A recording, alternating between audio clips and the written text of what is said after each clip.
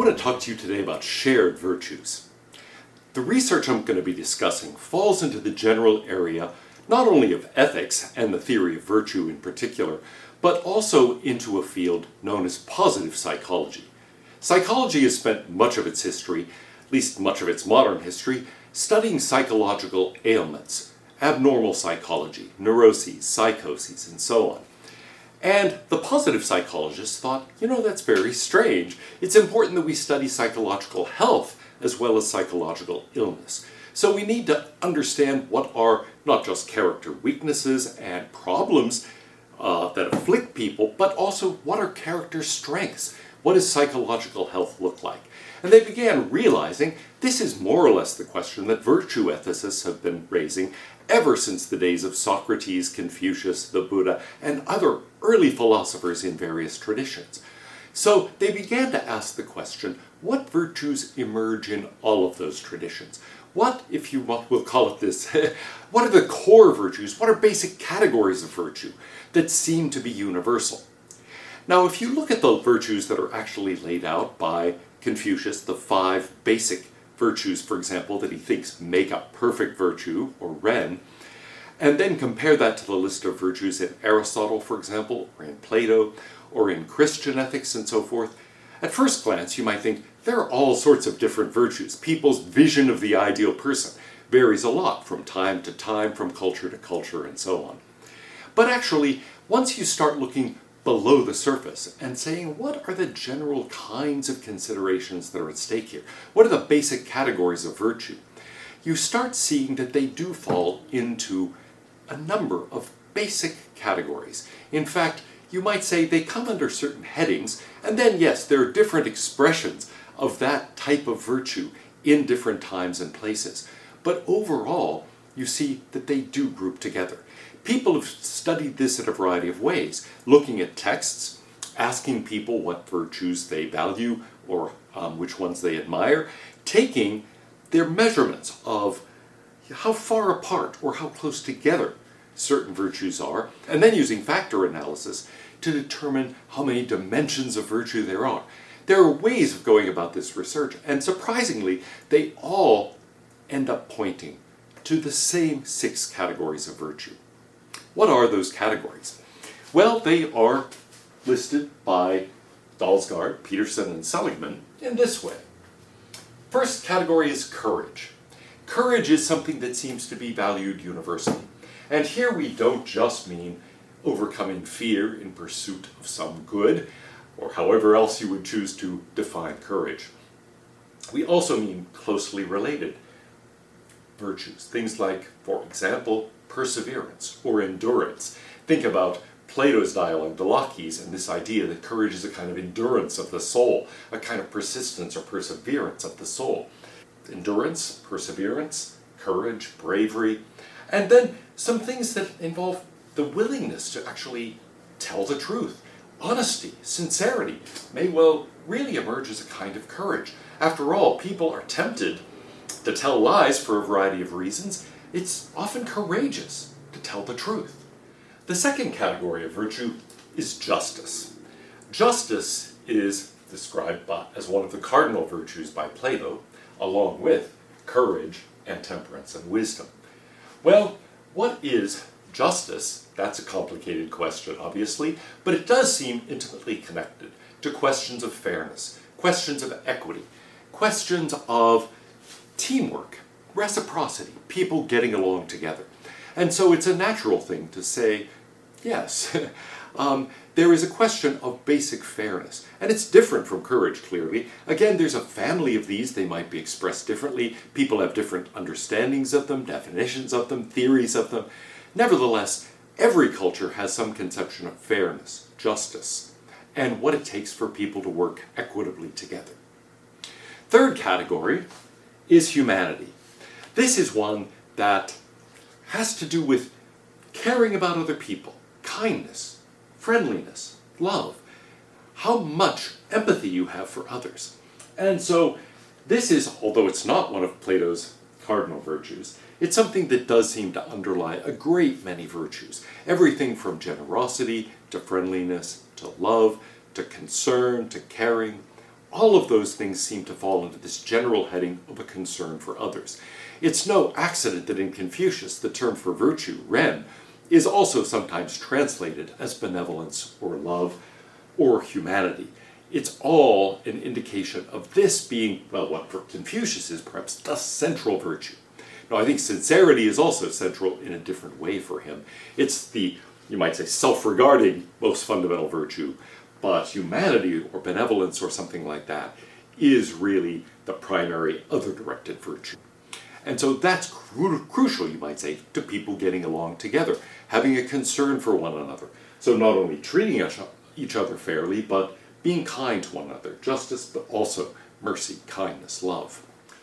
The next category is temperance, self-control. And again, there's a family of virtues here that really fall under that general heading, not only including self-control, moderation, prudence, the ability to control oneself, the ability to restrain one's own desires or emotions. So this is going to include things like humility or forgiveness. It involves an ability to delay gratification. It's something that is crucial to developing a mature attitude about anything and developing character. The next is wisdom. It's important to know what to do. And so wisdom, good judgment, is crucial. And again, every culture considers wisdom, an intellectual virtue, as Aristotle would have it, as an important virtue. Well, what is special about wisdom? It does connect to this question of how we use knowledge in approaching a situation and formulate judgments about it. So it has to do with all sorts of intellectual virtues, things like curiosity, intelligence, knowledge, creativity, having good judgment, having perspective, being broad-minded as opposed to small-minded. All of that falls under the general heading of wisdom. And finally, a category that is maybe the most surprising, the hardest to pin down precisely, transcendence. That's a question of finding meaning in your life, in the world, in something beyond yourself. So it includes a religious attitude, spirituality, faith. It includes hope. Many people group a sense of humor here as falling under transcendence. It has to do with attitudes of gratitude, attitudes of, you might say, optimism about the world. It's something that seems to be universal, even though the expression differs from time to time, from place to place, from religion to religion. It has to do with this idea that life is significant and that it goes beyond simply your own concerns. So yes, there's a concern for others, a willingness to treat others fairly. All of that is important, but it's also important to view your own life as fitting into a larger whole and see the universe itself as a source of meaning. So questions of having a spirit of meaning, having a sort of zest for living, having a sense of hope, of optimism, gratitude for the kindnesses that you receive, for the good things you receive, and also a hope that the world can be made better. All of those things fall under this general heading of transcendence. Well, these things do seem to pop up in every tradition, often explicitly, sometimes more implicitly. For example, in Plato, there are 4 cardinal virtues. They seem to leave out transcendence as well as humanity. But if you look at the details of what Plato is doing in various dialogues, it's obvious those aren't really things that are totally omitted. The whole idea of transcendence, you might say, lies behind the conception of the ideal state that's being investigated in the Republic. There is an entire dialogue, the Euthyphro, about what is pious, what is righteous, in a kind of spiritual sense. Humanity, there are dialogues about friendship and about love, and so it's clear that they aren't really, even if he doesn't quite promote them to the status of cardinal virtues, they aren't left out of the picture by any means. And the same thing is true in Aristotle and a variety of other traditions. Some Eastern traditions don't mention courage explicitly, but they certainly do mention truthfulness, sincerity, and so on, and take those as fundamental. So all of these keep reoccurring in various thinkers, various times, but not only in philosophy. Ask people their common sense conceptions, and these are the categories that tend to emerge. One time, I set myself the task of writing down all the virtue terms that I could think of. in English. And see how many I came up with. Well, I kept at it for about 45 minutes. And at that point, I had a list of more than 250. I wasn't anywhere near done or out of ideas. I just got tired of writing. But the point is this, really. If you try to develop a theory of virtue, you're quickly going to find there are many different character strengths, many different virtues we praise, many different traits of character we would encourage. So how do you have a theory of any of that? Well, one way to do it is to say, what kinds of categories do they fall into? And start looking at various traditions, various languages, various times, various places, to see whether some of these seem to be unique to a certain kind of situation or a certain kind of culture, and whether some of these really are universal. This is about the best attempt we have to understand what general categories really are universal. Now, there are hundreds of virtues, but they do tend to fall under these 6 headings.